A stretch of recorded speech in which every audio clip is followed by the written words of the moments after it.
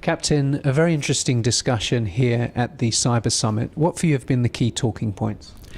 I think the first key talking point is the variety of problems which can come through the cyber themes. Nobody seems to really know quite how a cyber threat will be manifest. Nobody knows where the cyber attacks are going to come from.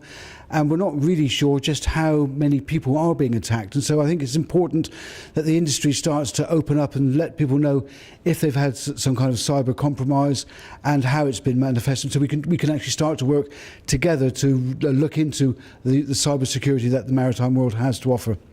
You had to field some very pointed questions from the floor.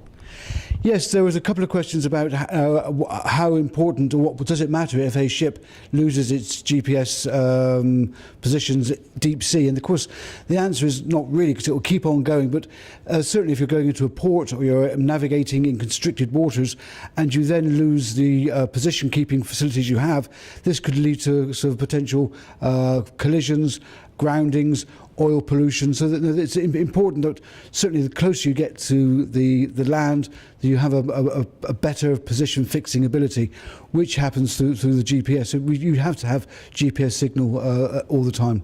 Your co-panelist delivered an interactive presentation with 8 key questions, and he benchmarked these against a study that the French ministry did. Did the results surprise you? Only in the latter one, I think, was the talking about. I've forgotten. The floor had a different answer to what was the anticipated answer. But overall, I think it shows that we don't. We're coming into a whole new era of cybersecurity. We're not quite sure what the boundaries are, what to expect, and it's important that we do start to address the expectations and to understand, or hope to understand, what we can expect through cybercrime. Now, in your presentation, you referenced a recent study undertaken by one of your postgraduates, which actually detailed industry attitudes towards cybersecurity. Yes, we had a very interesting study for his final year project, looking into whether or not the maritime community is aware of cybersecurity. The first point came out that less than 3% think that cybersecurity is a relevant or an important factor, and they're more concerned with oil pollution, wages, low bunker costs.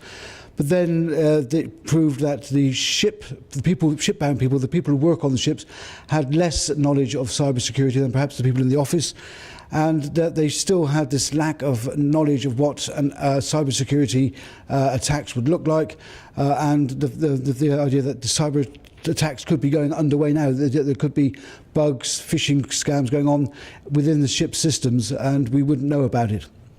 Now, this is a new area, and in fact, Plymouth is very much at the forefront. Yes, we've got a group now together with our own PhD student looking at the cyber attack areas, and we're trying to get some data together so that we can actually have some quite decent, well-researched ideas that we can start to publish through to the maritime sector, so that they've got something to start to work from. The longest journey starts with the first steps, and hopefully we are starting to collect data and make these steps so that we can have a directive and positive outcome to any kind of cyber crimes which manifest themselves in the future. And finally, what are your impressions of today's summit? I think it's important that this kind of summit happens more regularly, and it gets perhaps to a wider group of people. We've got to start thinking about how we can train the shipboard personnel to resist cybercrime, also the shore-based personnel. So it's important that we get to the whole maritime community, and London is a great place to do that. But it's really interesting, and I'm really pleased that we've come along to this meeting.